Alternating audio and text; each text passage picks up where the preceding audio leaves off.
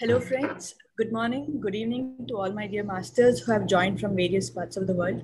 A warm welcome to Day 10 of Digital Dhyana Yogam presented by PSSM Global along with Digital Swadhyaya Yoga India.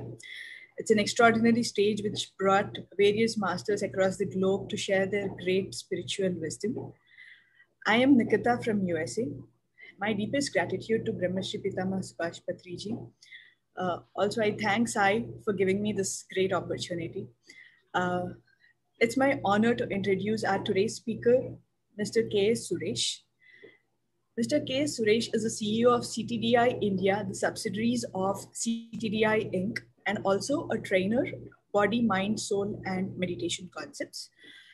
His inquisites for spirituality started quite early in 1996 when he joined in for a 2-week course, Siddha Samadhi Yoga, which teaches on food, mind, breathing, and meditation. Till then, he was a hardcore non-vegetarian, became a vegetarian by choice, and now a strong supporter of vegetarianism. He has spent a lot of time in self-learning courses on mind control and healing, and realized that meditation or meditative state is the foundation and base material of all. Since then, since 2009, he has been experimenting on his food habits and its links to senses, mind, and body. He got introduced to Pyramid Spiritual Society's movement and Anapanasati meditation and realized that this is the simplest and most powerful of teaching meditative state, consciousness, and tap inner energy. Since his initiation to Anapanasati meditation, he has conducted meditation sessions inducing meditation to many groups, small and big, at various corporates and educational societies. Today, he enjoys the bliss of meditation and practicing mindfulness, awareness in every walk of his life. His vision for life is to induce meditation to each and every person and create a wave of consciousness which in turn helps every being to be in mindfulness, self-realization, be naturally happy, healthy, and loving. Masters, join me in welcoming Mr. K. Suresh, who has joined us from Bangalore, India, to share his wisdom on the book As a Man Thinket by James Allen. Hearty welcome to you, sir. The stage is yours. Thank you. Thank you. Pranams and namaskars to all the masters who have joined in, and I thank the Mahadrashta Trust team, the organizing committee, and the whole of our team who has created this platform, in conducting such a wonderful program, right? So usually we talk about various concepts, or we talk about conducting workshops or doing, many other themes. But this concept of having sessions based on a book, right? And that is digital Dhyana Swadhyaya Yoga, which is given by our Brahmashri Pitama Patriji, right? So it's a great concept to continue, and then it's a new experience for me also to speak about specific about books and about an authors, and also share it more practical context or implementation context, and based on my experiences on these books and living on this, what do you call the ideals and a walk of life, so it's good for me to express myself through these sessions and the platforms. So thank you very much for joining in.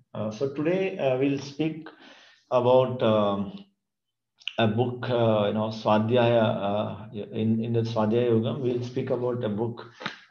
This is called As a Man Thinket, as said by Nikita. So okay, so I'll be having a couple of slides to talk about it, and then it'll be easy for you all guys to follow. And then we'll discuss, and then we'll also have a bit of Q&As during this session, and then we can have more practical discussions around it. Right? Can you just confirm if you all can view my screen? Someone? Yes, sir. Okay, yeah, thank you. And yeah, so just to talk quickly about this book, right? This book is, I'm happy to tell you that this book is close to a decade old. So this was published in 1903, and James Allen is a great British philosopher and writer who has written a lot of inspirational books. He has been a poet and a pioneer in self-help movement, right? So self-help movement is all those people, something like a DIY, do it yourself, and experiment on yourself, and gain your own experience.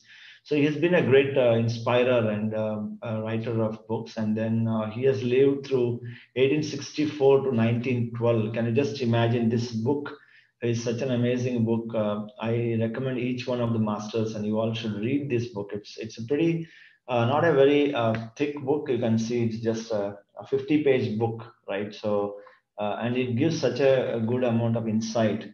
And to tell personally about my linkage to this book, right? So this was my first generation book that I was reading through, and I was inspired so much that it helps you to introspect. It helps you to think about what these thoughts are all about. So he has written this book as a man thinker. That's one of his most popular books, the most successful books of James Allen was as a man thinker, and he has given a lot of quotes and insights about what thoughts are all about, and then how thoughts will affect the entire construct of a human being, and in turn the society, and in turn the world, right? So the very basis of the creation of what we are today, and what the society is today, and what the world is today, especially the humankind, is based on the thoughts that we create. So that's such a wonderful concept he has created, and then he has given quite a good insights about this, about the thoughts, right? So one of the wonderful quotes that he has, if you can see on the screen, right? A man is literally what he thinks, his character being the complete sum of all his thoughts, right? So it's like whatever a human being or a person is today is nothing but a sum total of all the thoughts he has created till date, right? So that means like whatever we are, like whether we are happy, we are healthy, we are prosperous, we are depressed, we are angry, we are diseased, everything is nothing but a result of whatever we have generated or thought about myself or ourselves or about the society, right? That's the exact thing. So just to start with an example about this quote, right? I will compare this with something like, if suppose we have a bank account, right? If I have a bank account, it might have got created somewhere like, say, when I was 18-year old, I would have opened a bank account. Like suppose I am a 50-year-old person, not today. So it's like 32 years of transaction has happened in this bank account, and your balance as on today is nothing but the sum total of all the transactions that you have done, whether you have withdrawn, you have deposited, you have borrowed, you have taken interest, given interest. The balance as on today is nothing but the sum total of all the transactions that we have done in this particular account. From to the when I was 18 years old and until I became 50 years also, right? So, and as we continue our journey with the bank account, it again the balance purely depends on the total number of transactions that we have done. Similarly, a person, what he is today or she is today, is nothing but a transactional summation of all the thoughts and emotions that we have generated out of our mind, right? That's how it can all be summed up. A very simple truth, and yet a very profound and insightful, thought-provoking quote given by James Allen, right? Don't you think so? It's such a, great approach and thought to it. So, starting this as a curtain raiser, so masters, I would like to have start the session with the 10 minutes meditation, and then we'll continue the session as it is, right? So, and to do the meditation, so it's like I hope I'll just guide those masters who are actually new to meditation, and then it will be a very simple exercise. and I'll be playing some soft music, and then you can,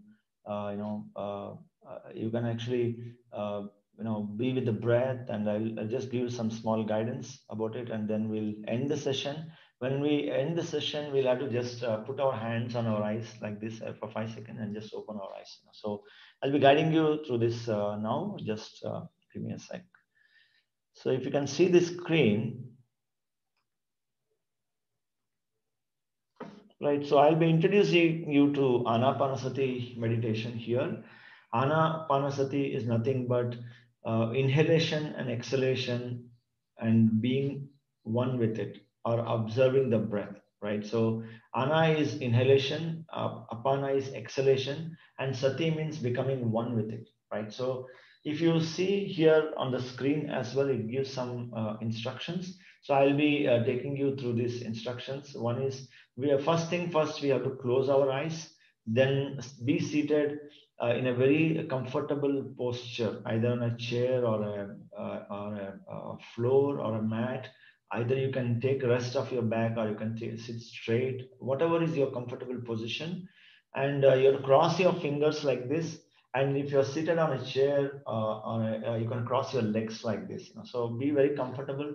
Remove the spectacles, and as far as possible, darken the room, right? So if you darken the room, you'll have a much better experience of meditation. And here, what we are going to do is, when we say observe the breath, it doesn't mean that, so we don't do a kriya. So we don't forcibly take the inhalation and exhalation. We don't do an exercise here. The whole day we are breathing involuntarily. The body knows when to breathe, when to inhale and when to exhale, and when to breathe softly, when to breathe briskly, when to breathe very fast, when to breathe shallow. The body knows, and it all purely depends on the emotions that we carry, right? So we are only going to be a witness of the breath the whole day, as we are not controlling the breath, and but we are not aware of the breath. But here, what we'll do is, we'll be aware of the breathing process, right? So my friends, dear masters, so what we'll do is, we'll close our eyes, cross the fingers, cross the legs, sit very comfortably, observe the breath entering and exiting out of your nostrils, the entry point of your nostrils. Be aware of that point, and observe the cool air going in, warm air coming out. So in between, what happens is, the mind, like a monkey, jumps from one branch to another, like it jumps to the past tense, or it jumps to the future tense. So the idea of this meditation is to bring you to your present tense, that is balancing and centering yourself. So when you observe the breath, you will come to the present moment, because the breathing is happening in the present tense, not in the past or in the future, right? So as and when the mind tries to wander, recall that you have to observe your breath and come back to the breath. I'll be guiding you through the process. And let's start. Close your eyes and cross your fingers, cross your legs. Observe your normal breath. No chanting, no visualizing, just you and your breath.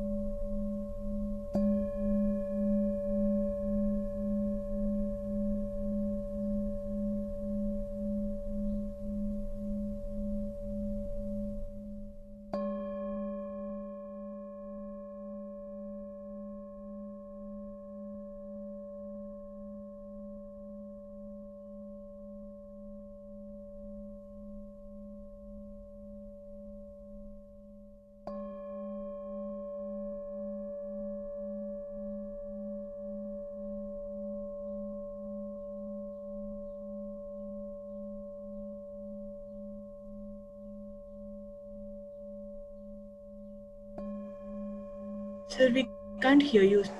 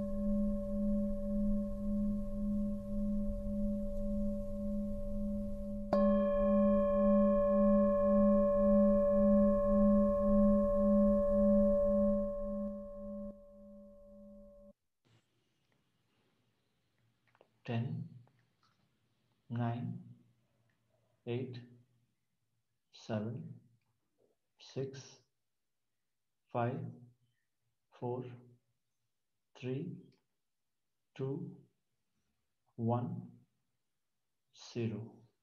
Gently place your hands on your eyes for 5 seconds. 5, 4, 3, 2, 1, 0. Just put your hands down and gently open your eyes. Open your eyes. A big clap, masters. Thank you, everyone. So, it's such a wonderful session of meditation. We just finished about 15 minutes. Right, so let's get back to our the book of the day and the concepts and the practical applications around it. Right, so I was just talking about a while ago, though, for those who have joined new, is that a man is literally what he thinks. That's the subject, and that's the topic of this book. And a quote by James Allen says, "Any human being, whatever he is today, as on date, is nothing but a sum total of all the thoughts that he has generated or he has created, right, for his life." It's just like a bank balance of a bank account, which is nothing but the balance is nothing but a debit, credit, or the interest adjustments, all the transactions put together gives you the balance for the day, however old the account is, right? That's how we will compare the bank account, right? And as we all are in meditation, right? So we all come from a meditation background, and we have just finished a meditation. So it's all about observing the breath, and then observing the thought, and then making sure that we become more aware of the thoughts, right? So one of the important point that James quotes is that it's a man's mind. Like say, where does the thought sit? The thoughts sit on the man's mind. So the mind is more like a virtual platform. It is like it's a farmland, or it's a garden where it's like a completely layer of soil, right? It's like when a clean soil is available, and then whatever you sow on the soil, whatever seed we sow is what we are going to grow, right? So the thoughts are like the seeds, and the man's mind is like a garden's ground, where a human being has its free will to cultivate or sow the seeds, whatever he wants to create his life like. So either he can create a great life, or he can create a very distressed or a depressed life, right? Or he can grow garbage, and it doesn't understand what his life is all about, right? So it's like either you can make a very beautiful garden growing whatever wishful fruits and vegetables or greens that we want to grow, or we just don't know that it's like a wild place, completely full of weeds, and nothing we can make use of it.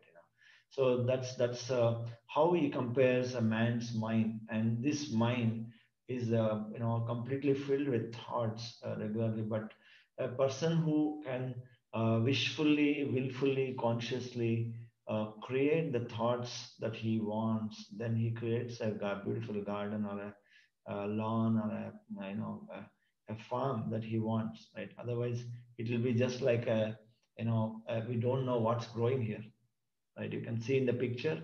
So in the previous picture, you could see, you can see images of all the fruits that what we are trying to sow and what we are trying to get out of it. And but when you come to this stage, we don't know what's growing. It's all about weeds. We don't know what is the purpose of the life, or what is the purpose of my day, right? So we all have to live with a purpose, right? So everyone has to have a ideal state of thinking as to, yes, this is the purpose of my day, this is the purpose of my life, this is the purpose of this job, this is the purpose of my family, this is the purpose of me studying in this college.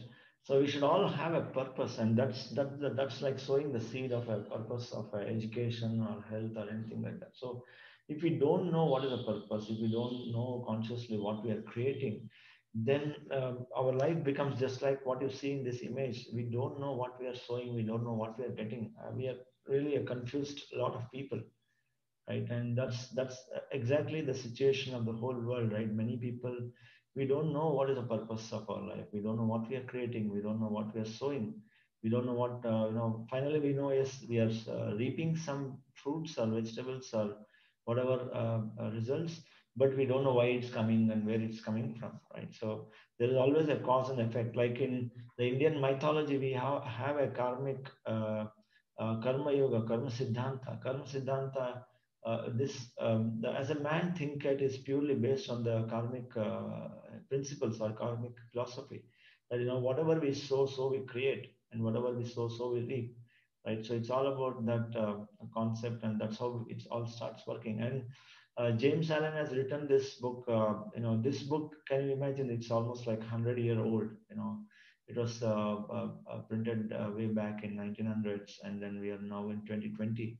It's been more than 100 years now, and then it's still a great book. right?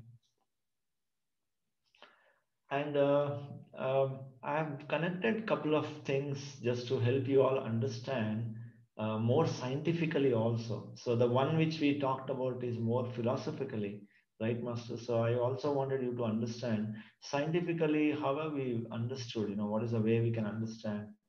Is it really true? Is it really right that, every thought matters, everything matters, every emotion matters in our mind? So let's try to see what the science also says. So whatever you see in the picture, right? It's an experiment conducted by one of the great masters called Masaru Emoto. He's a Japanese scientist, but is a highly spiritually inclined person, and he wants to link spiritual science and material science together and help people to get the benefits of the spiritual science in day-to-day affair in a materialistic world, right? So if you see this image, you can see roughly five pictures in this, right? And this is what he did is he wanted to measure or see the effects of human emotions or human thoughts on his body and the external environment. That is like every thought has an impact or effect, as what James has said, but he has proved it in real terms or in scientific terms. So what he did is he wanted to study the effect of emotions or the human thoughts on the body in itself and then external world. Is it really going to impact the world? What for whatever I think. So what he did is he took five bottles of water, like he took like this a bottle of water. So he took five bottles of water. He held it, or they held it like this, and they gave an emotion or a thought to that water, saying that one bottle they took it and just nothing. He just held it and then keep it aside. And then another bottle of water they took it and they did a praying. So they whatever religion it was. So they just held the bottle and then say they just prayed and they made a prarthana. And one more bottle, they took it like this and then said, "Thank you very much. You're such a wonderful thing in my world, and I really love, thank you for whatever, because I drink and I'm living because of water." So I said, "Thank you," with great respect and gratitude.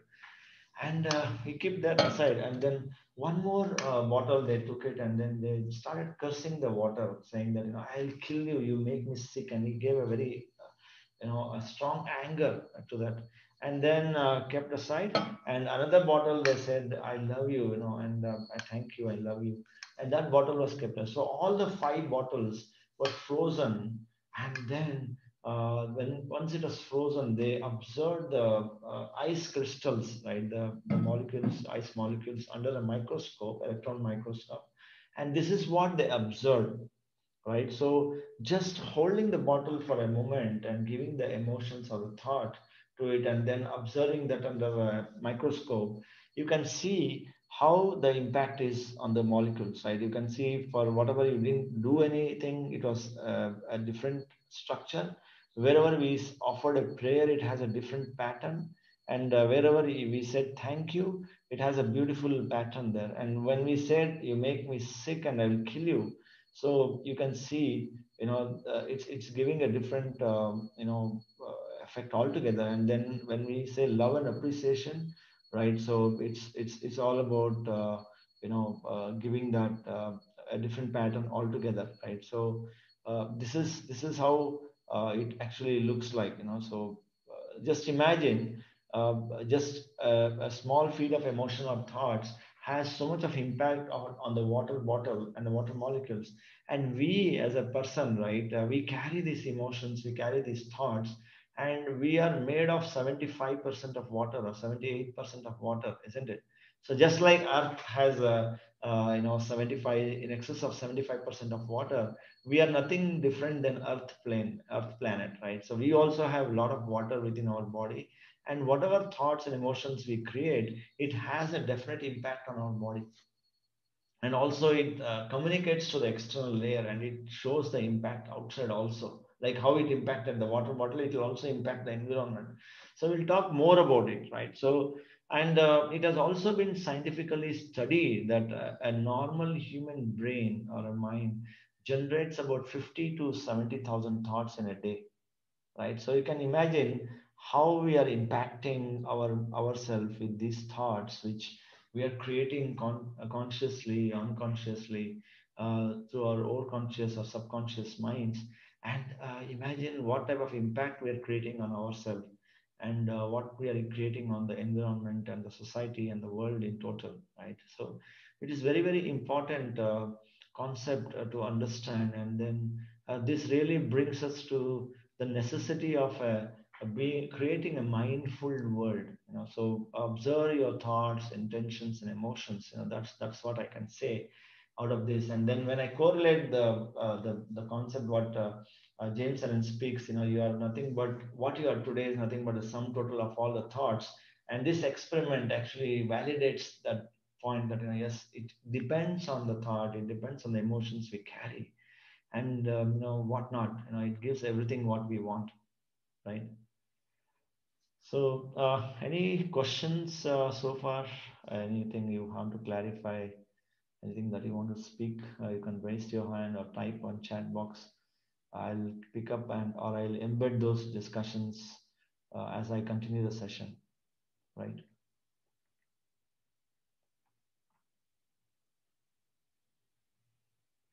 Anything so far? Okay. So let's continue further now on this, right? So yeah, you have something on chat. Okay, thanks.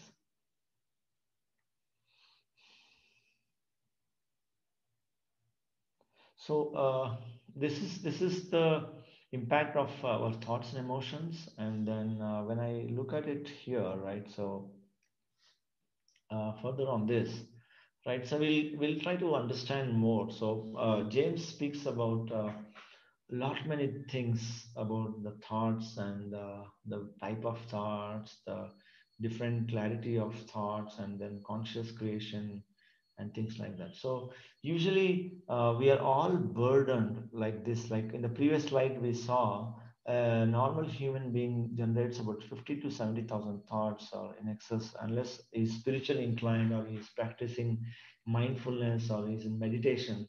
Otherwise, it is creating like a reckless creations or reckless thoughts that is generated in the mind, and that has been sown unknowingly, knowingly, and we'll start getting the results, right? So this is the way a human being feels, that he's burdened, right? When he has a lot of thoughts in his mind, and then it's like carrying a baggage where you don't know where is it. It's like a virtual bag which is very heavy, and you don't know where the bag is. You're seeing the bag, nothing is there. So what, you're carrying a weight. You're feeling that, I'm feeling very heavy, I'm feeling very burdened, I'm feeling very stressed or depressed or whatever it is, because we have been creating all these negative emotions, and we usually carry these thoughts, and the society now is built up in such a way, or we are creating the society in such a way that, we are talking about anxiety about the future and regrets about the past, and then thinking about bad about others. It's hatred, it's jealousy, it's violence, it's about killing, or it is about talking wrong things about others, right? So all these are actually creating the world we have today, and then we are carrying those burdens and baggage. It's creating a stressful body and mind, right? So this is how it is. And then what it happens is, it actually creates whatever we want, we call it as health. Like say, if it is also been scientifically studied, also like we saw in the previous slide, like say it is impacting the mental and physical health, right? So mental health is created, the physical health is, the mental health gets spoiled because of thoughts, and the physical health is created because of the mind. Because if suppose I want to raise my hand, first my mind, I decide that yes, I want to raise my hand, and then I my hand raises, because the body is nothing but a slave of the mind. And when I lift my hand, it first creates an impulse in the brain, and then it sends the instructions to the motor nerves and the muscles, and the whole thing works, and then it sends an electrical impulse. Then my mind says, okay, lift the hand, then it goes up, right? So the brain also is controlled by the mind, and the mind is seated with the program of the thought. right? So if the mind decides, I'll not lift the hand, then just leaves it there. So that means every single action or reaction or instruction that the mind gives to the body, it hears and it adheres to it. So if the mind says you run, there is some danger, so you start running very fast, right? So when you say stop, it will stop. So similarly, when we look at the modern day science, it says 99% of the disease is psychosomatic. That means whatever comes in the psycho, that is in the mind, it is affecting the soma, that is the body, right? So whatever we pursue or think that, yes, I'm going to get infected, or I'm really getting very feeling unhealthy, or if I eat this, this is going to happen like this, So whatever we create, and it is impacting directly on the physical layer also, and it creates even the blockages in the body, the nervous problems, or whatever we have issues, whether be it cancer or be it any other complicated disease, everything is driven by the mind and the thoughts that we create, right? So he says physical health and the mental health is very, very vital part of a human being, and that gets affected mainly because of our mind and thoughts. And definitely, if we want to live a healthy and a happy life and a physically enjoyable life, then it's better we observe and keep our thoughts clear, and then don't think about wrong needs, or respect your body and feel the energy,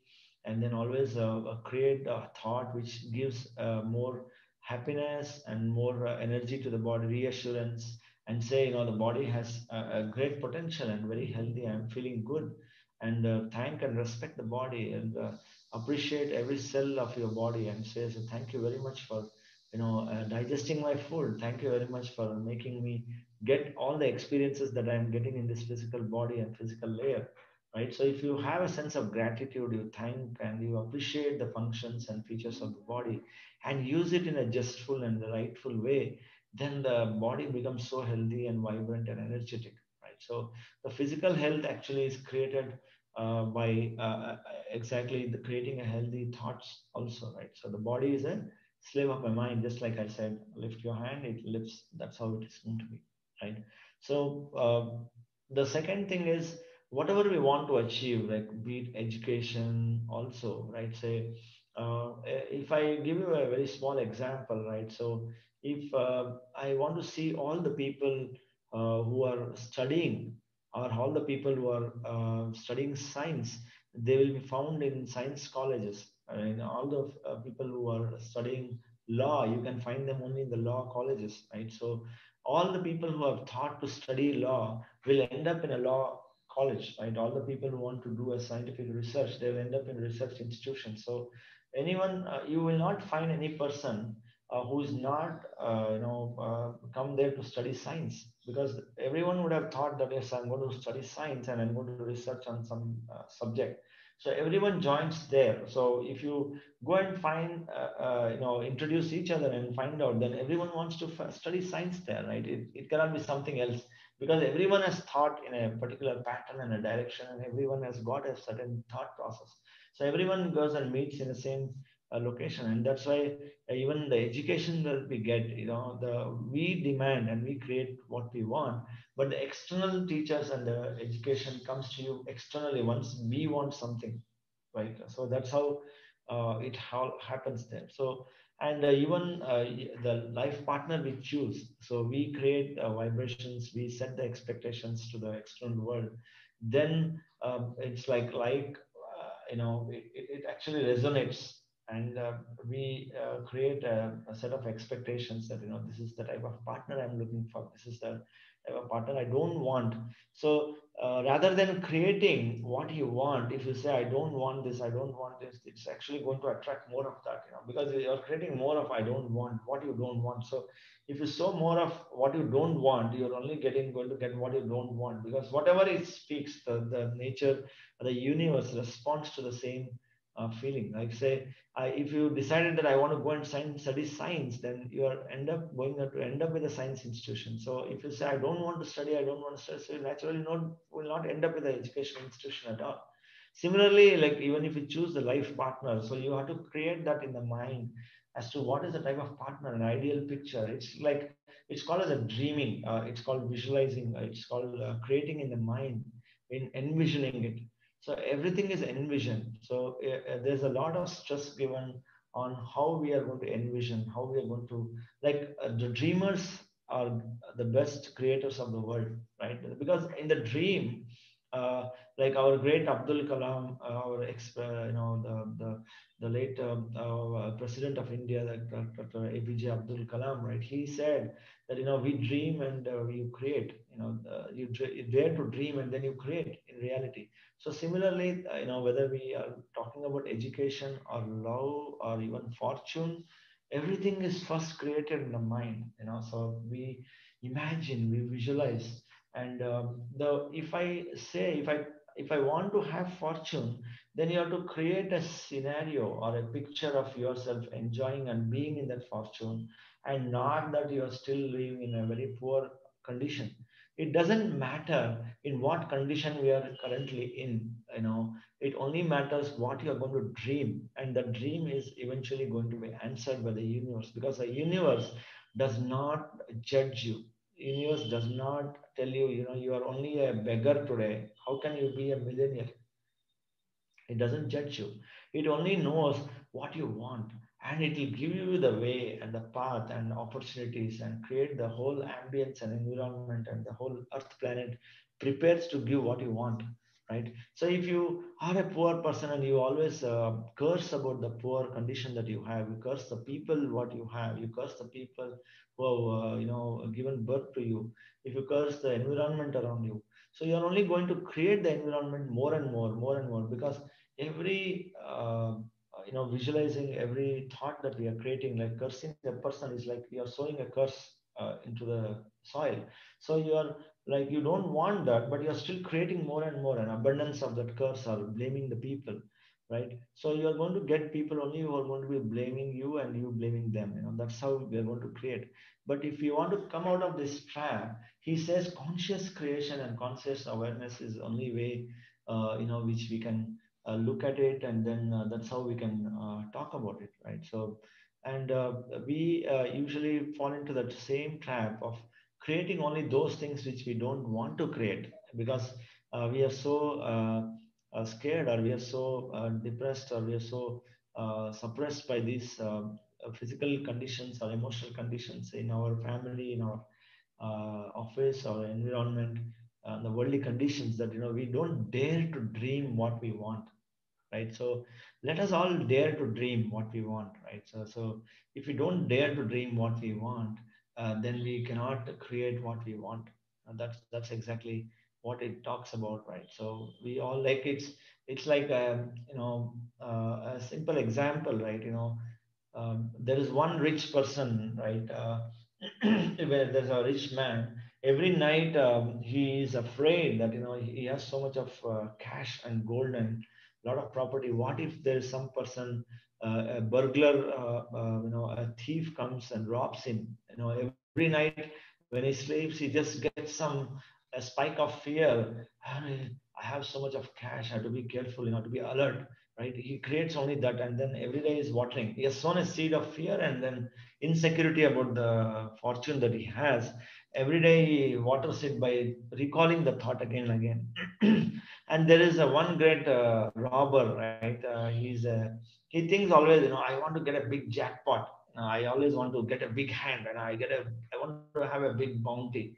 So every day he dreams about the big bounty and creates the thought, and then both the thoughts mature. The rich man gets what he wants, so he gets released from his fortune or wealth, and the robber gets what he wants. Whatever he has created, the rich things that he has created, that he wanted a bounty. So when both matures, like when it starts giving the fruits, it gives you the fruits, and then both of them get what they have created for, right? So that's exactly how it is. Every single thought is correlated, and it has a meaning for it. It has a perfect results for every single thought that we create, every single emotions that we generate in our heart and mind, right? So that's very important. It's like a continuously moving weaving machine. So the weaving machine is like a mind, and the design that we feed in the weaving machine, it's like a loom where we want to create a design on a sari or a shirt or a printed material or a sweater. So it's like you have a loom, it's playing up, and then you are continuously feeding a design. So it is a non-stop activity, right? So the mind is like a loom, it's a weaving machine, and then the thoughts or the design that we are feeding out of our thoughts. And based on the design, the output actually changes dynamically. It can give you a flower, it can give a picture of a dragon, or it can change the colors of the threads, or it can change the size of the design, smaller, bigger, more dense, or more scarce, and the type of thread that it takes and selects. The loom can do all the changes, right? It's like the mind can do whatever it changes to you. The thought tells it, and based on what the mind and the thought creates, the body and the environment around us acts according to the design that we have created, right? It's a perfect, we are creating the design every minute, every thought. Like even if you are, like, say someone comes and cuts your hand, or you meet with an accident, so it's not a coincidence, it's a perfectly planned, it's a perfectly designed creation that we have created. Even if someone steals you, you get cancer, you get fortune, you get a lottery, you get a big jackpot, or you get a hit with a great job, a great friend who can help you in a big way. Everything is not a coincidence. It's a perfectly created intersection of thoughts, at a perfectly intersection, or a demand and the supply, right? It's like you are going to a restaurant and ordering for food, so the supplier or the waiter will only give what you have ordered. They will never serve you what you have not ordered. But what you have forgotten what you have ordered, right? So you'll start quarreling with them, right? I did not order this. Why did you bring it? Because you have a memory loss issue, right? You order it, within 5 minutes, you lose your memory. So the person who serves you brings whatever you have ordered. But what happens is then you will not accept it. You don't have a sense of acceptance, and you don't realize that you are the one who ordered these things.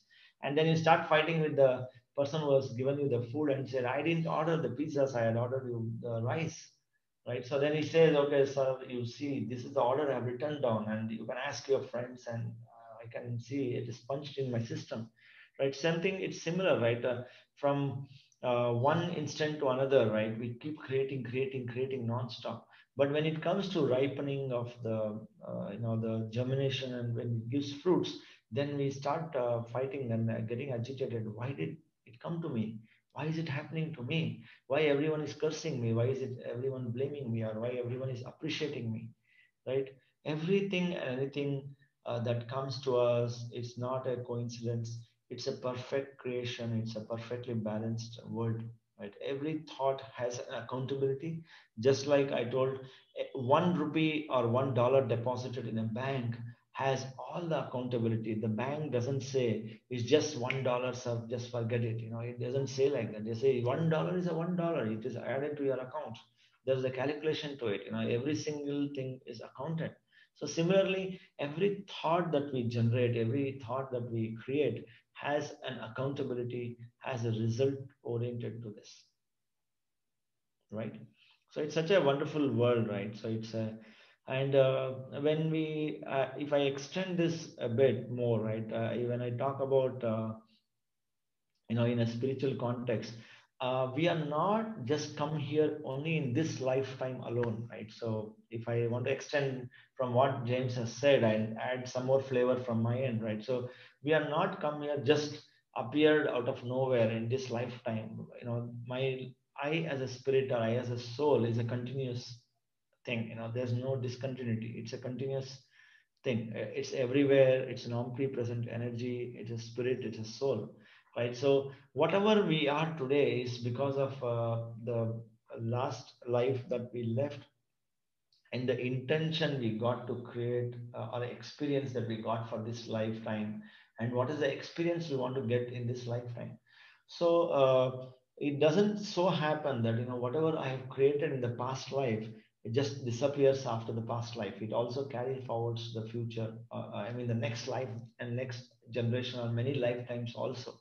It's like in a simple way, if I want to tell you, right, it's like one financial year to another financial year, we always have a closing account of a P&L. There is a profit and loss account and there is a balance sheet, right? So the profit and loss account says whether you have lost the money or gained the money. You have made profits, then it adds to the balance sheet into your profits. Your assets will go up.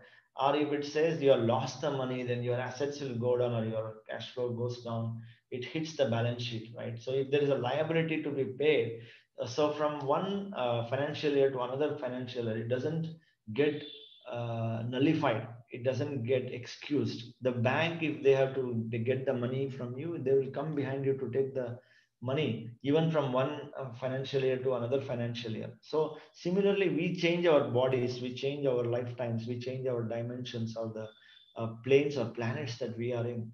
But it doesn't excuse you from whatever we have created, whatever assets we have created. Like if I have hurt someone, that comes back to you. If I have given good things from someone, it comes back to you. So we have to give and take in exchange of things, right? That's part of a karmic siddhanta. It's called, like, the past is called all the sum of all the past life is still there. Like I said, the bank account has the sum of all the transactions. So similarly, all the past life transactions or creations or karmic accounts is still there. That is called the sanchita karma. Okay, it's called the sanchita. And then the current life, it's like a current account. You have created a company, you've taken some money from the sanchita, brought it to a current account, you have invested in the business, and then you will gain or lose, and then you will carry forward to the next life. That is next financial year, right? So that is called agami. Sanchita, the current life is called prarabdha. You bring certain karmic, balances. You say, I will only consume this much of prarabdha, sanchita, and bring it into this current stage. This is the drama I'm going to create. These are the players. These are the actors. So we create all these things and come here to experience certain things. And then when we complete this lifetime, we carry forward. So the previous sanchita plus the result of the prarabdha gets added up, plus or minus whatever it needs to be. Then it goes to the agami. That means the future. So there is always a free will in this lifetime. So irrespective of what we have created in the past, right? We have a consciousness. It's called the free will world. We can decide. Even if I'm suffering on a deathbed, I can decide. I can read a book. I can listen to music. I can enjoy and start smiling. I can crib and cry, and I can curse people for whatever you are, right? So the choice is a free will, right? So whatever the choice is, if I'm not aware of this particular moment of creating a choiceful life, then it is always going to be a vicious trap of creating all misfortunes, ill health, depression, relationship problems, whatever the world is seeing today, right? All the anxieties, the hospitals going up, ill health, the insurance companies are going up, there's more terrorism. So all this is created because we are all thinking about it. So we all have a choice, like we all meditators have a choice. We have made a choice that we are going to meditate. We are going to reduce the density of our thought, and we are going to be conscious about what we are creating. So it is a choice, right? And I'm what come what may, I'm going to be happy. I'm wear a smile on my face, right? So I'll wear a smile on my face. I'm going to thank for every single thing that's happening in my life, whether it's good, bad, ugly. I'm going to take it equal. So I'm going to thank the whole universe for giving me this platform to play my role, right? So the choice is mine, right? So that's how the life is. And we are the creators. We create our own realities. That's what our great Patri sir says, right? So we create our own realities and we create our own life, right? So we are the masters. That's how it is, right? So any I hope I'm more uh, in a flow, and then hope it's making sense to you all. And if you have any questions, you can stop me, or otherwise we can continue. I'll just hold on for a few seconds. If you have any questions, you have any queries.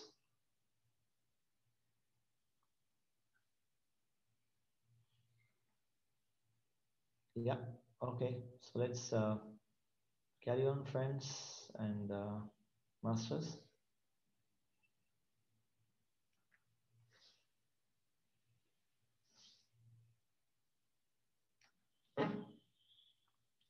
So this session is pretty interesting because it's all about thoughts, and I told you, it's like you know, James also talks about sow and reap, right? So if I look at this tree, right, if I look at this tree here, it is talking about you can what you can see here is a mango tree, right? It's a tree with full of mangoes, right? How many seeds do you think we need to get this big tree and with so many fruits? How many seeds do we need to sow to get this big tree, right? I hope definitely everyone, unless you are not gone crazy. So everyone would say, I just need to sow one seed to get one tree, right? Unless the seed fails, then you may have to sow another seed because the seed would have failed or it wouldn't have germinated. So for all the seed that is actually that is possible to germinate, we just need to have one seed to get one tree like this, and that one tree can give you hundreds and thousands of fruits, and it can keep giving, right?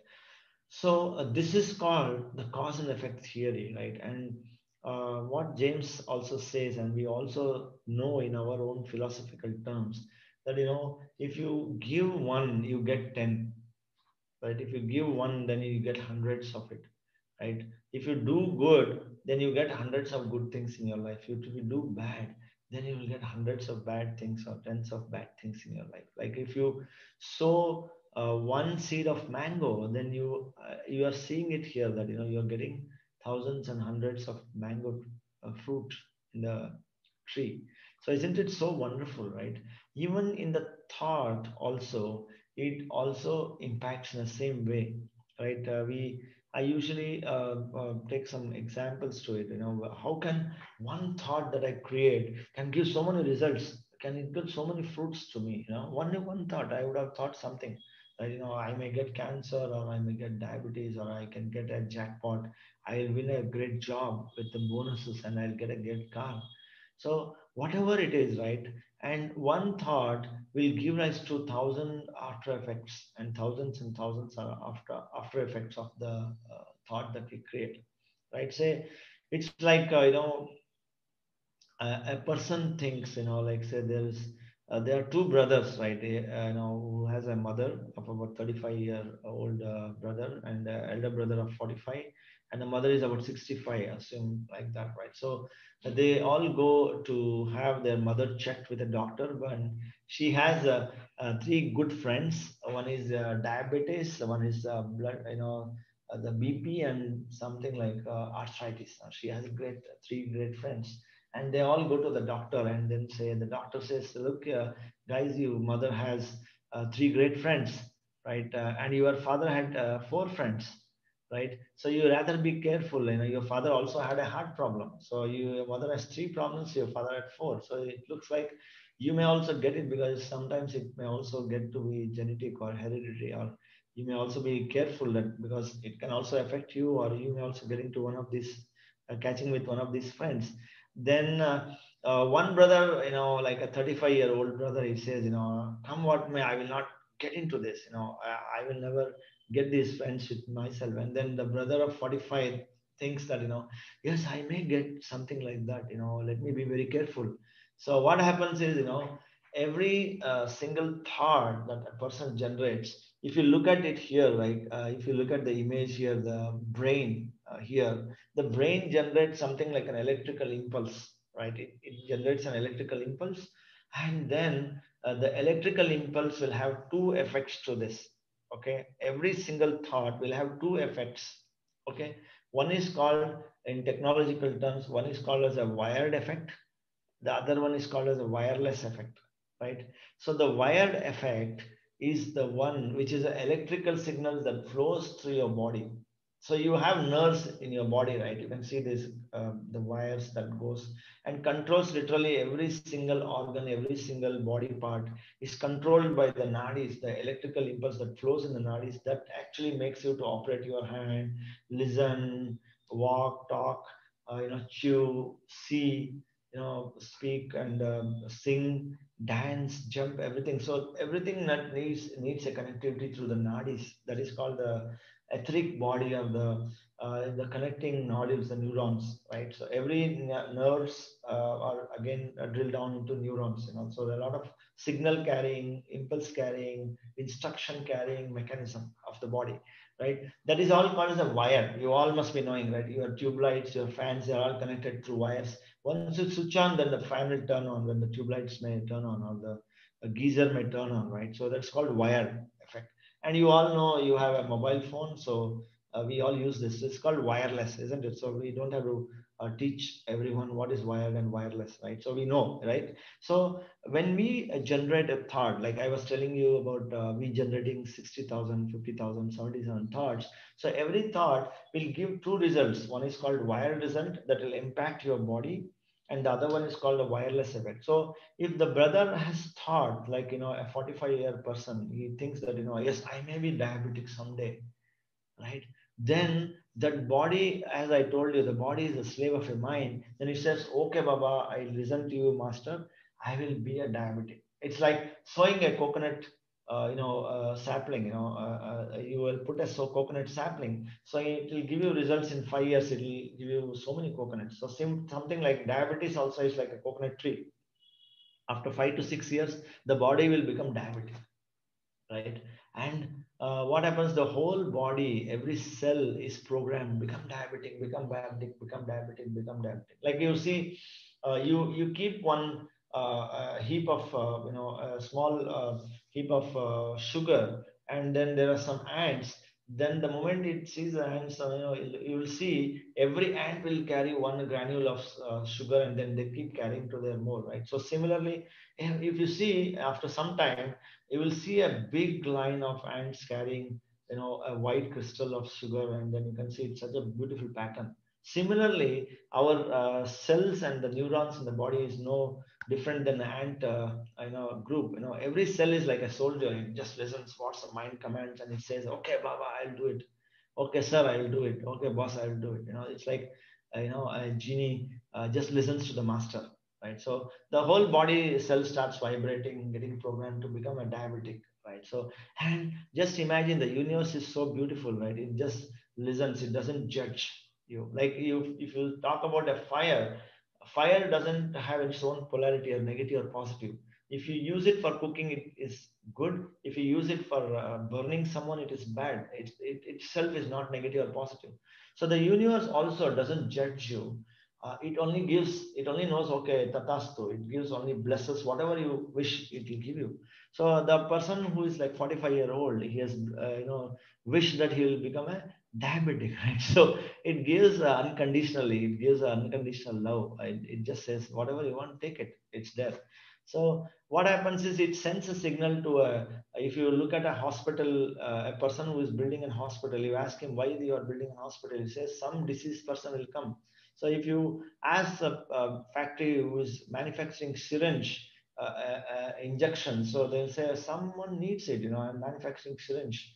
And if I ask someone who wants manufacturing bed, or bricks and stone walls, and windows, and then all the thousands of people who want to build a building, they just don't know. They say, I'm building a hospital. We don't know. There's someone who is going to come here. So when the person's demand gets matured, then the hospitals are created, then there's a medicine created, there's insulin created, and there's job for so many people, right? So just one single thought, you can imagine how many results it's giving, how many fruits it's generating, right? So it's such a wonderful world, right? So every single thought has accountability. Every single thought gives you results. But some thought may be slow in manifesting. Some thoughts may be fast in manifesting. Like you grow coriander, it just comes within a month, right? If you take some wheat granules, and then grains, and then sow it, it gives, it germinates within a few days. It gives you green grass, right? Or if you sow a mango tree, it takes many years. So it depends on the intensity of our thought and emotion that decides the time difference between our creation to manifestation, right? So it all depends on the intensity of the brain wave, the intensity of the emotion. Like, say, If you're so angry about a person, you just want to go and kill that person, or if you're so crazy about a person, you just want to go and hug that person, right? If you're so intense about that thought, if you're so crazy and mad about that creation, the creation happens very fast. And if you are so afraid of certain things, and literally you may fall dead right on the spot, because your heart can stop pumping blood, because you are so shocked and you are so intensely impacted by the thought of a snake coming and biting you. Just because of the fear, you may collapse on the floor and you may die of a heart arrest, right? So that's how impactful the manifestation can be, right? If you are so choked, right, and so affected because of fear, you may die instantly. So the manifestation has happened instantly, right? So if you have a slow poison, right, a slow death, a strong poison is strong death, immediate death. Similarly, a nectar or a poison, right, it doesn't matter, right? It just creates.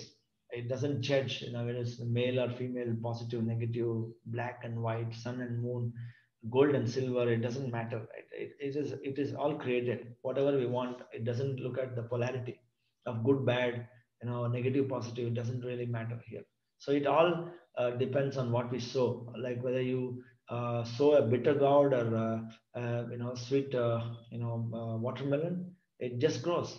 That the soil the soil or the mind itself doesn't judge what is actually you're sowing. It doesn't say, "Hey, it's bitter, baba, don't sow it." It doesn't tell you, right?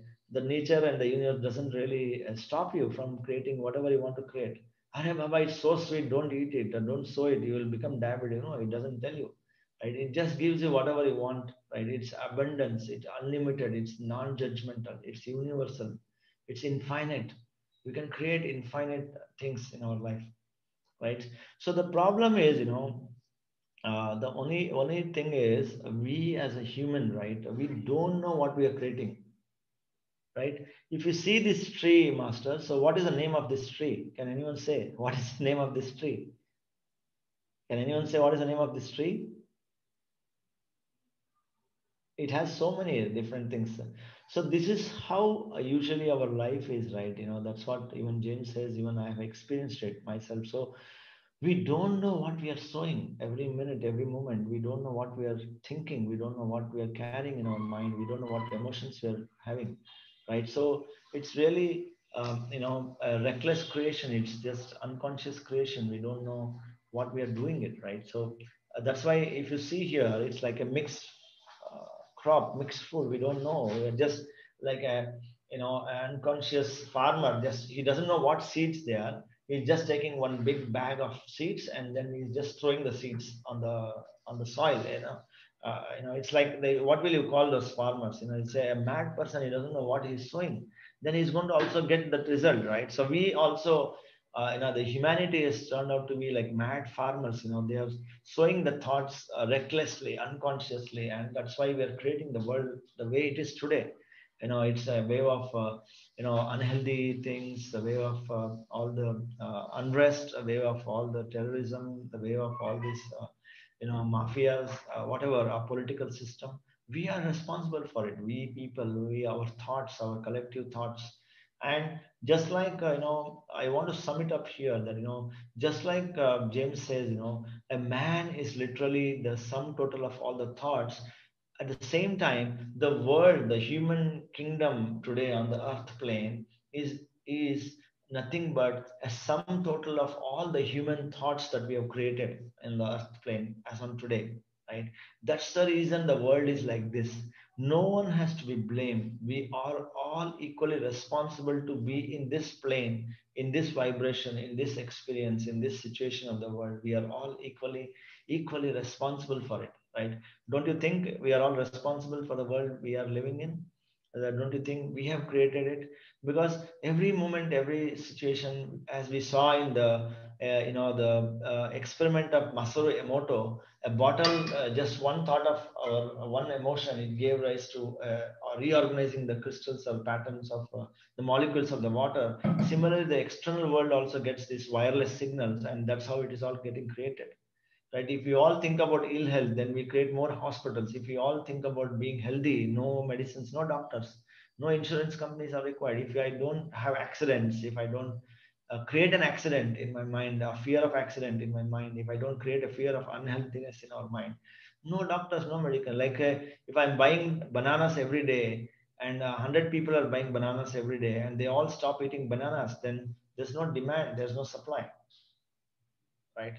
And something else will be on demand and that will start growing more, right? So it's purely a supply and demand, it's cause and effect theory, right?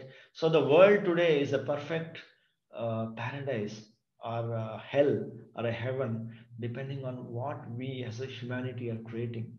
So that's why we as a human, right? I would call that as a thought pollution that we are creating, right?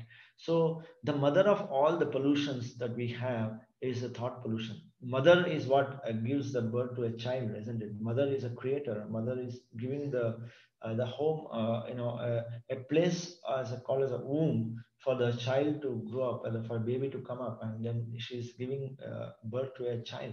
So similarly, we as a creator of thoughts, we are the thoughts are the mother of all the pollutions that we are creating: noise pollution, air pollution, water pollution, or whatever problems that we are creating. The mother of all good and bad are nothing but the thoughts.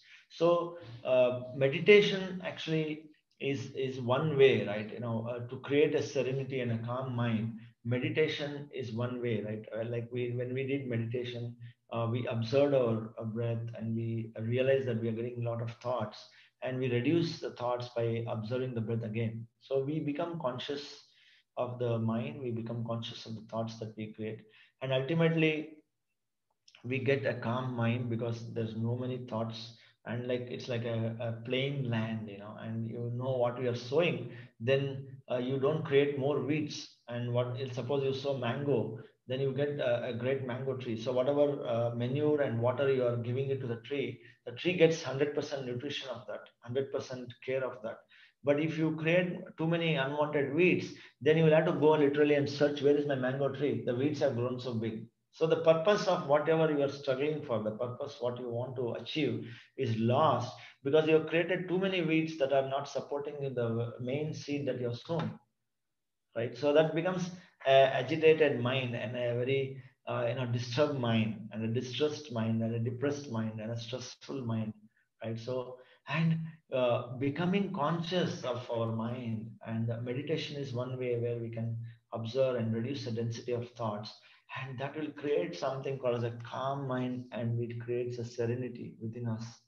We become more serene and become more calm and peaceful and pleasant, right? So ultimately, the solution to the world today is a calm mind is required, and to achieve the serenity, right? So let's all target and progress towards achieving a calm and a present mind, masters. And then and if you actually when we achieve awareness of thoughts, and when we achieve a calm mind and become more conscious, more mindful about every single thought that we create, like we call it as a enlightenment or awareness, like of a mind, which is like a home. Like, come back to your mind, come back to your home, right? That means we all say, right, come back to yourself, come back to your mind, come back to your home.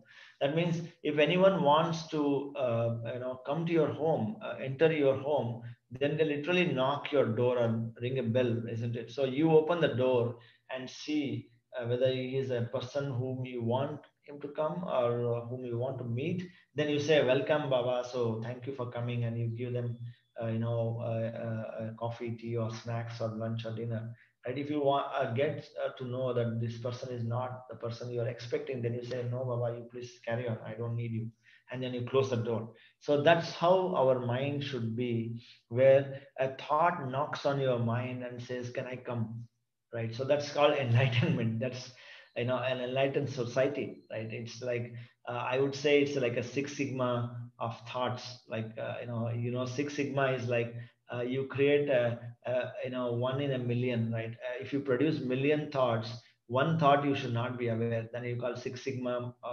You achieve Six Sigma black belt on your mind status. Then you become Buddha. You become enlightened, because every thought you are aware, every action, every emotion you are aware of, right? So That's called enlightenment, awareness, or mindfulness, right? So, and when we become more aware, more and more getting aware of it, more and more, observing our breath, more and more, then we can achieve. One is a pure and calm mind.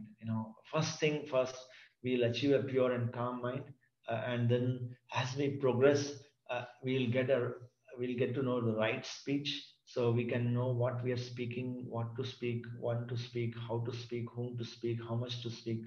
The right speech, right? The right speech, knowledge, the wisdom of right speech, right? And then when we speak, whatever your actions and deeds are is based purely on your mind, and then the speech and action is based on whatever you think, right? So that is called trikarna shuddhi. Is it's called the manasa vacha karmana, right? So we call as we have achieved a three-layer shuddhata, or purity. Purity of mind leads to purity of speech, and purity of speech and leads to purity of action and deeds. So that is called karma kshetra, right, master? So it's such a great thing. So I could just try to join the dots, like he has given a great book called As a Man Thinket, and I could just want to connect the dots and then give you my context, my experience living with this book. So I'm literally can see the effect of living practically on this philosophy, and how we can lead to a serene life. How we can actually understand our thought like a seed, and we can generate more and more the results that we want, right? So, and finally, meditation is the way to awareness of thoughts and conscious creations of the world, right? So I wish every one of us, each one of the masters here, meditate and then teach meditation and spread meditation and awareness to the whole world, right? That's my wish, and that's exactly what we all want to achieve in our real life situation, right? So that brings to the final slide, or the topic of the day, right, master? So I'm up for question and answers if you have anything for me. I hope you all enjoyed, and you can you could get some good context of what we were speaking for the day. Thank you so much, sir. It was a great wisdom session. As a Man Thinketh, described the power of thoughts by James Allen.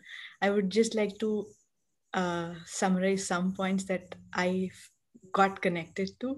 So it was, I mean, you had really shared some real time examples of how we think and how it affects our mental and physical health. And you've stressed that point, always dare to dream. I'm sure it must have gone into everybody's mind. And you've really wonderfully explained how to consciously create, how we are accountable for our thoughts. And I completely agree. The world we are in here is all because of our thoughts. Yeah. So let's all meditate and achieve a better world and be aware of our thoughts and actions. Thank you so much. Thank you. Thank you. So anything on the chat box, or any questions by participants? Um, Experience, or I don't. we can end the session after the Q&A with meditation, Okay. right? That's what we'll do. So we'll have some a few minutes for our Q&As, and then we'll end the session with meditation again. Yeah. I don't see any questions here from the panelists. Do we have any questions?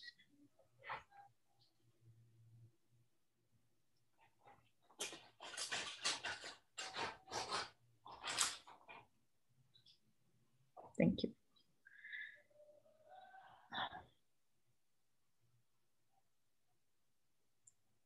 Nope, I think we can go ahead with meditation.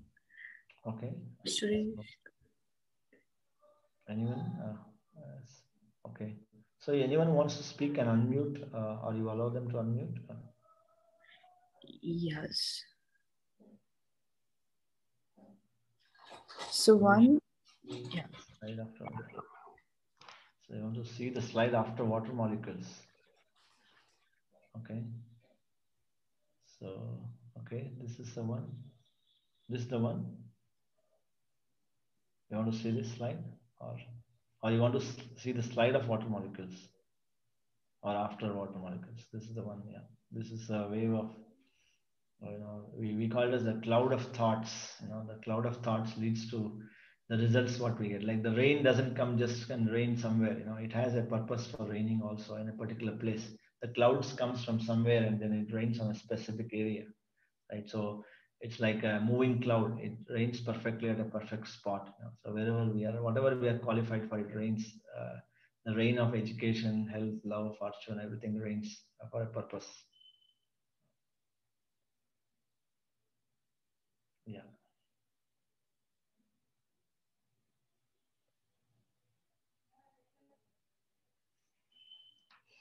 I hope it's not a very complicated topic for masters, confusing anyone there. So, so this is one of my favorite subjects and topics, right? So I've just picked up some of the slides from my workshops called Body, Mind, Soul, and so where we talk about emphasizing why meditation is so important. So all this, like the concepts of PSSM, it's perfectly blends with this, right? And it's a perfect book for Swadhyaya within the PSSM group, or the meditators or the spiritual seekers. That as a man thinket is a great book for new age, though it's a 100-year-old book, right? It was printed somewhere in 1913. It's more than 110 years old, but just imagine the relevance of this book even today.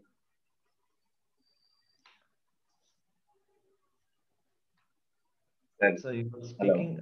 Hello. Yeah. Suresh. Yeah. Of course, today you have explained in a very, very simple manner. It's very understandable, giving live examples of bank account. It's very, it touched my heart.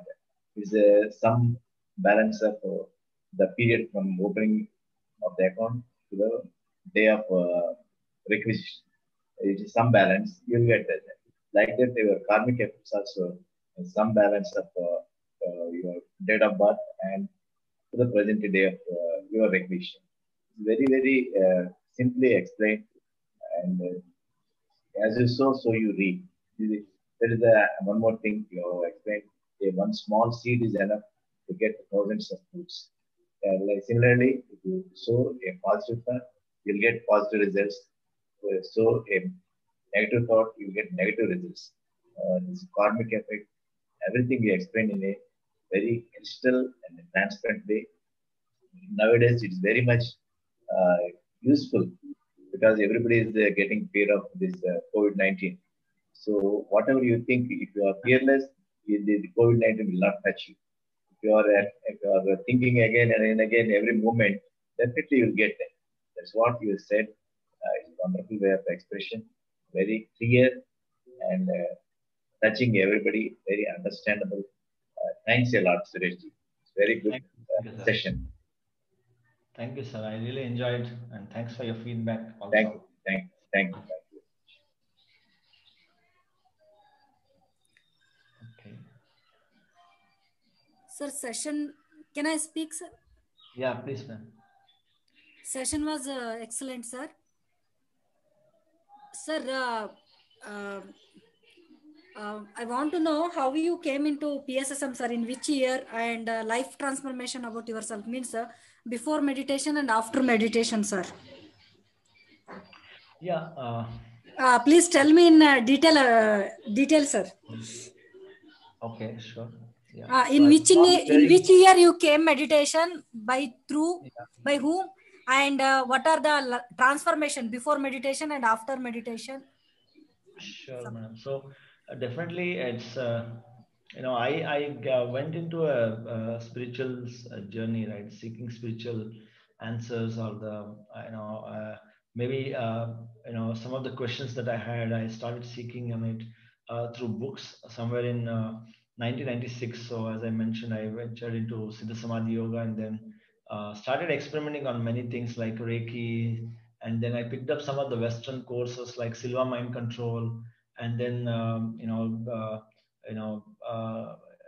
there's again author or a trainer called Bert Goldman. He talks something about quantum jumping and a quantum healing, right? So I picked up, and something like Ed Dames, who talks about remote viewing, right? We talk about third eye experience and things. So it teaches something called remote viewing. It trains, the US CIAs and the military personals to get themselves psychically enabled, right? So he teaches remote viewing, like we talk about third eye, remote, going to other dimension planes. So I've gone spend a lot of time and money on these sort of things, experimenting on myself, both on spiritual context, the physical and mind layer. So I did Silva Mind Control, the basic and Ultra Mind, ESP sessions. Then I did hypnosis, remote viewing, quantum healing, jumping, and all these concepts. And then I'm a Reiki second degree master. So I started experimenting all of these things. And I was an extensive reader of books,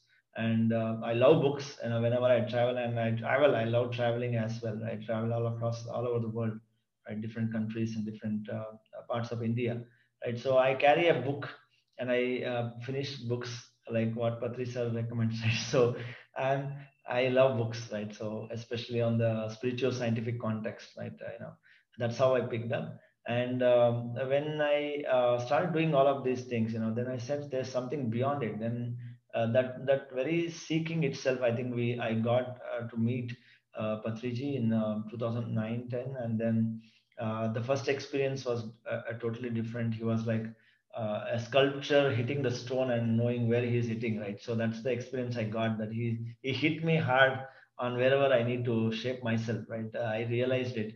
So he was telling, you should be like a Gandhi or a Buddha, and that's how I realized, I have to be in reality and truth and serve the humanity.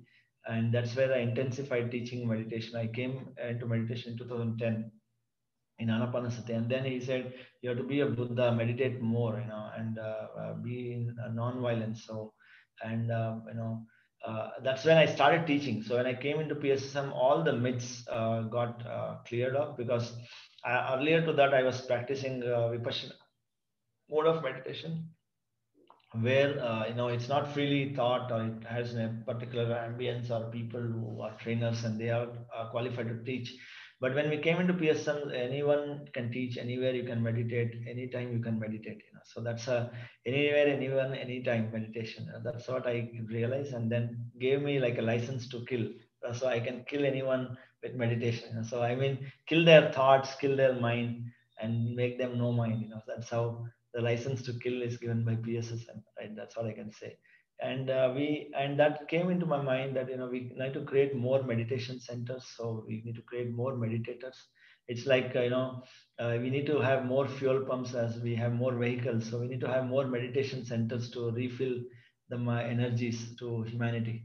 So that's how that's my mission, and that's how I've been doing it. And before meditation, like it's like everyone is responsible for my life. It's not me. Whatever is not happening is because of someone else. So that turned upside down when we get into self introspection, and then self knowledge awareness comes in, right? Then we say, I'm responsible for everything what I'm creating. I am the creator of my own life. So that's turns completely upside down. You flip the coin and it turns ahead, right? So I am the head.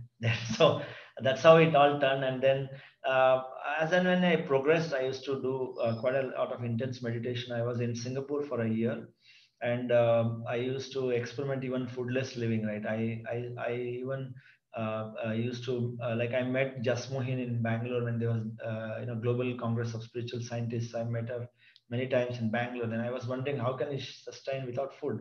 Then I also took up some courses, or I saw some programs about a couple called Akahi and Camila. They are from the US. So they teach something called breatharian living. They teach people how to move from eating to non-eating. So I experimented. I was a very hefty and fat guy right before, and I was struggling to lose weight. Then I realized, even there is something called the foodless living also. And whatever we eat gives energy, and energy can also come alternate energies, like solar can come without burning the fuel, right? Energy is energy, right? Ultimately, what we get out of food is energy. So I started experimenting on food. I started eating once in a week, sort of a thing. I lived like that for a year in Singapore. I was there all alone, and then my family was here, so I could experiment more and meditate a whole night. Like 1 year, I meditated for almost like from evening 10 p.m. to morning 5:30. So that gave me for me, 2010 was my spiritual rebirth, a year of awakening for me. And that's all I can say. And then on, as I mentioned, like it's like you are facing a sea of water and you get drowned with the waves, right? Before that. And now I am sitting on a boat of spirituality. However big the wave is, I'm going to sail on it. I'm just going to enjoy the big and small waves, So it's like thrilling life. And it says, effortless living, whatever the samsara sails you up and down, but you're still enjoying. So that it's like detachment is attachment. That's the concept I can say. So I can sense that and I can feel it, the effortless prosperity, health and happiness, and both, a personal life, the social life and spiritual life, so the worldly life as well. Yeah, that's the a brief, or I would say a long story about my journey on spiritual science and its effects. Rishi, definitely you're a killer. Not unlike killing of Caesar by Brutus. You are killing the evil thoughts of all humanity and making this earth a paradise. So definitely your workshops, your thinking, it will lead to a divine place. Thank you once again. Thank you, sir. Thanks for giving me this platform. I'm really blessed to be here. Okay, so should we meditate unless we have any questions or any feedbacks?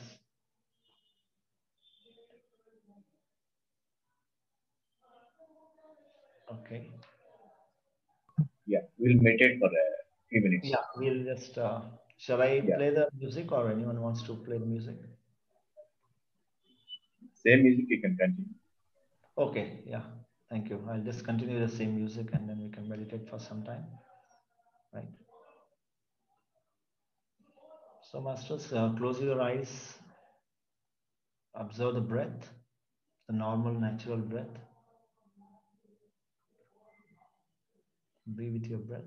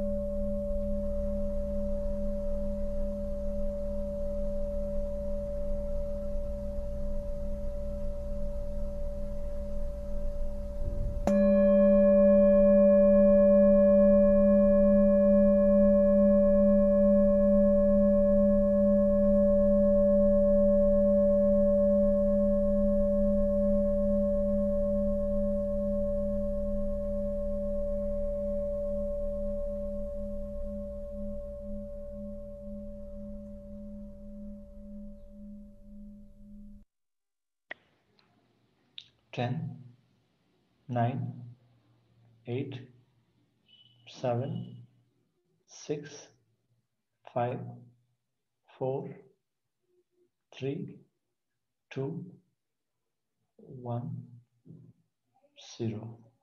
Just put your hands on your eyes for 5 seconds. 5, 4, 3, 2, 1, 0. Gently open your eyes. Gently open your eyes. Come back.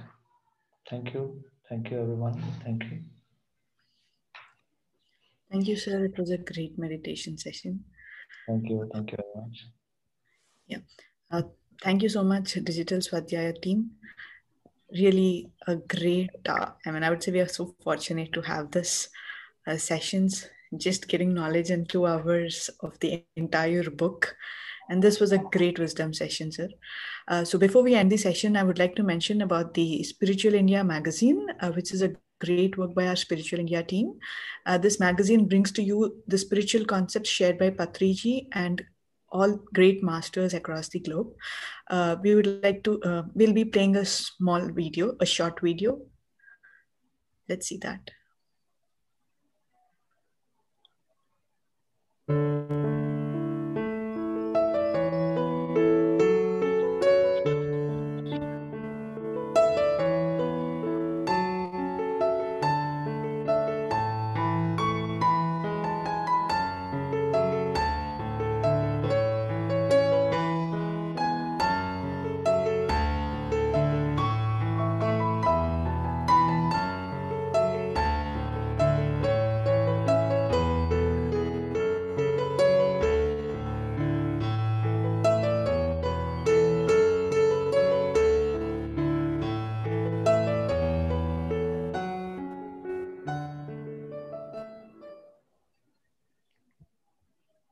Thank you. Thank you so much for the team for giving me this opportunity to host. And I think let's meet tomorrow at the same time. Nikita ma'am, your anchoring was quite good. You are looking beautiful utterly, externally and internally also. Thanks a lot. And Suresh ji, you made us a good farmer, showing what we thought and yielding positive results is a really wonderful session. Let us not be mad farmers. Let us think in the right way and bring this Mother Earth a heaven. Thanks you once again, Sureshji, for bringing such a wonderful session, enlightening all of the film masters and all viewers of this session. Thanks a lot. Thank you, sir. Thank you. Thank you, Master. Thank you all for participating and giving me this opportunity. Thank you very much. Thank you, sir. Session was excellent. Anuradha, thank you very much. Thank Session you. was excellent, sir. Okay, we want further more classes in future. Thank you very much, sir. Thank you. Sai, close the session. Sai. We will conclude the session, sir, now. Sai Krishna. Okay.